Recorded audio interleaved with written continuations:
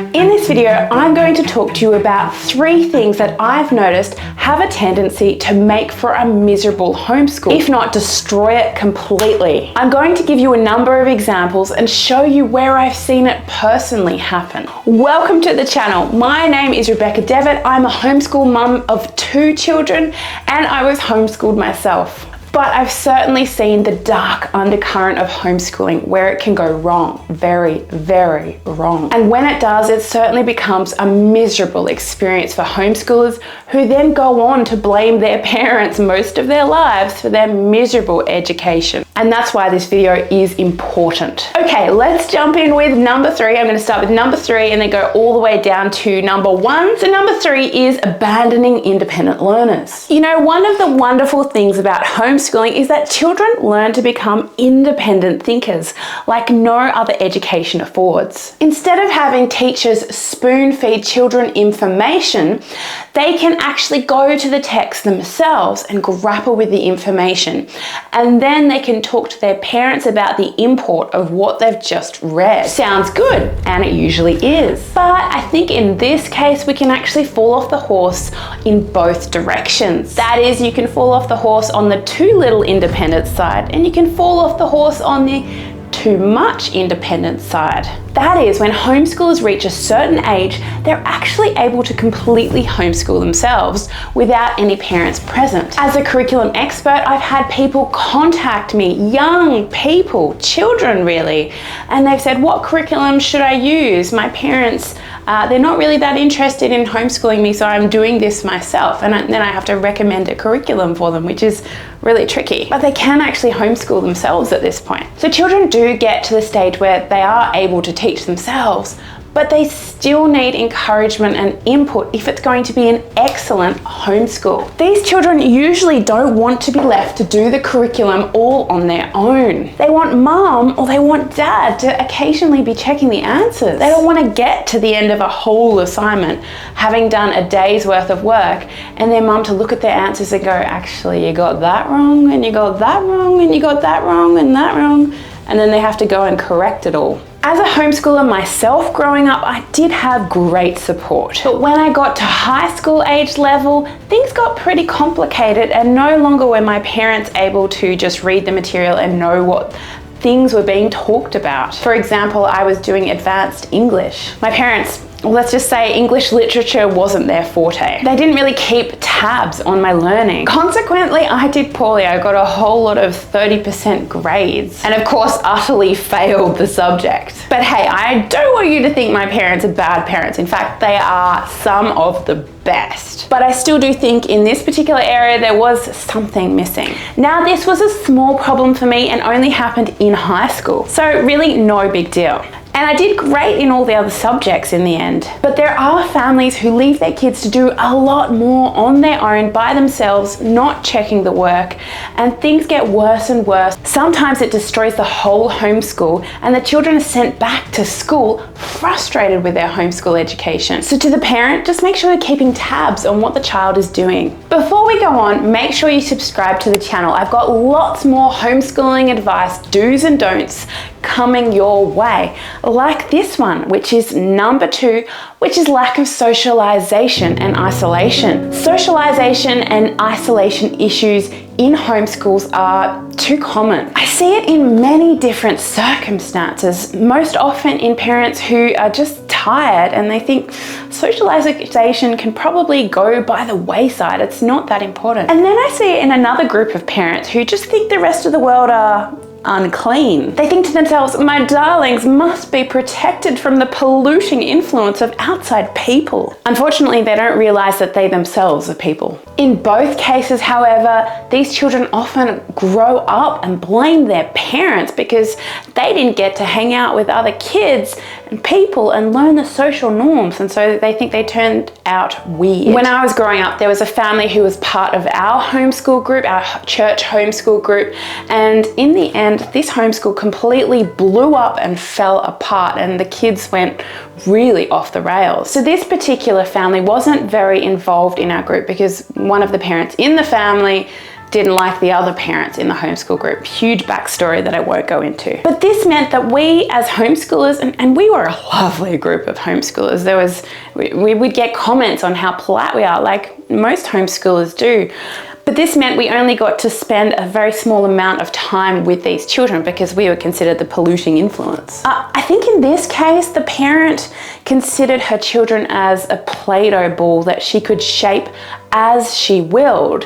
And then the outside influences would come in and ruin that Play-Doh ball. The idea is that they would end up with the perfect homeschool product, if only they weren't nasty outsiders who would interfere with the product. And maybe it's a thought that we as homeschool parents are sometimes guilty of. In a way, that's partly why a lot of us did start homeschooling, because we didn't want our children to hang out with peers at school because of their influence. But I guess what I'm talking about here is another case of falling off the horse in both directions. Too much outside influence with not enough parental input, or fall off the horse on the other direction where there's only parental and sibling influences and there is no outside input.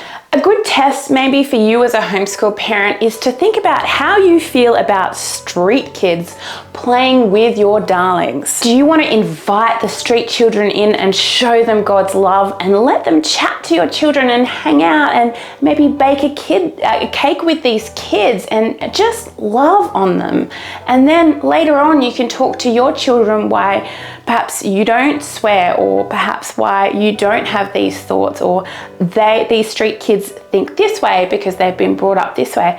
I think it's a much better way to let your children hang out with people and show love to other people, but also be right there telling your children how to think about these issues. And you know, I've done exactly that myself just last week, and my children were thrilled. They were over the moon with playing with the street kids. But if you have a socialization problem, how do you fix it? The best way to fix it is to find a homeschool group.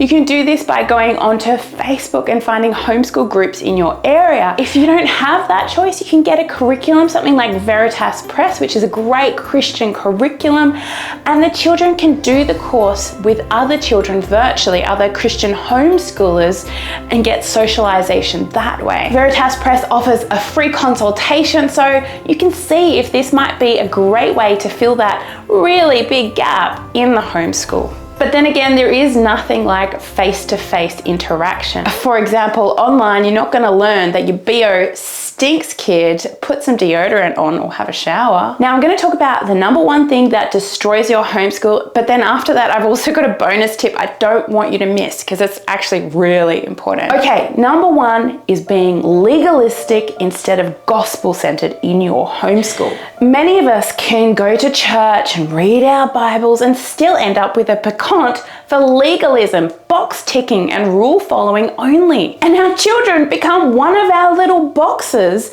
and then we give them little sub boxes for them to tick off during the day. And if they don't do it, woe betide them. They need discipline. And the child gets punished. And the child starts to hate homeschooling. The child can get embittered toward you. And a lot of the time they also start to hate God because you as their parents are their representative of what God looks like. It's much better to let grace reign in your homeschool. When you talk about discipline, it should be in a discipling capacity where you're training children to love and serve other people, not just as punishment. Sure, that is part of it, but as the children get older, then your way of disciplining them should be more focused on training their minds. One of my good friends, we'll call her Emma, came from a legalistic Christian homeschool just like this. She had very authoritarian parents, particularly her father. As teenagers, they weren't allowed to listen to any music except Christian music. She was forced to sit down and read the Bible for a long time each day, and I think that's great, but to force somebody to do this, then that's not so great. And there was punishment if she didn't do it. Emma was also parentified. She actually had to look after her younger siblings. She was the oldest, and she had to be second mother to them. And in that way, her childhood was actually stolen from her. One day when Emma was 16, things came to a head. She was severely disciplined when her father found her listening to a pretty tame non-Christian song. She was severely punished, a 16-year-old. In my books, this is an adult pretty much. Shortly after, Emma ran away from home. In the years to follow, Emma's household was to become a safe house for her siblings, who also did likewise and fled the nest from their legalistic, authoritarian parents. Emma often said, "Thank God we didn't completely give up our faith. We can thank God and the local church for the love and the grace they showed to us every week." And unfortunately, this isn't the first case of such a legalistic homeschool I have heard of. If you've ever heard of the book Quivering Arrows, then this is like a whole book that is on the same topic. Now, I want to have a quick word about something that is really important that you don't want to miss in your homeschool. Now, this doesn't necessarily make for a disastrous homeschool, but it's often missing to the detriment of children, and that is sex education.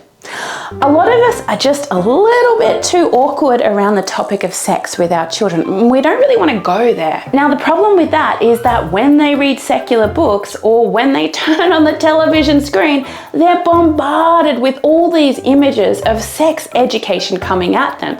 So if you don't get to your child with sex education before the other sources do, then they're going to get a completely warped perspective of sex. Now, if you're like, "Oh, I'm totally awkward at it out here," then you don't actually have to teach your children yourself if you don't want to. Find a program that will do that for you. I'm sure there are lots of good ones out there. I have quite young children, so I haven't looked into the programs you can get. And so this is a favor I'm going to ask you. If you have looked into these sorts of things, can you please link some good ones down below that will really help explain this to your children in a Christian manner? Because if you don't get to them and talk to them about this issue, somebody else will, and it might not be what you would have said. As homeschool parents, we need lots of help, and I feel like the more books I read and the more YouTubes I listen to, the better my homeschool gets. So research all you can, and also watch other YouTube videos. Watch this video, which is fantastic. It tells you how to take your homeschool from good to great.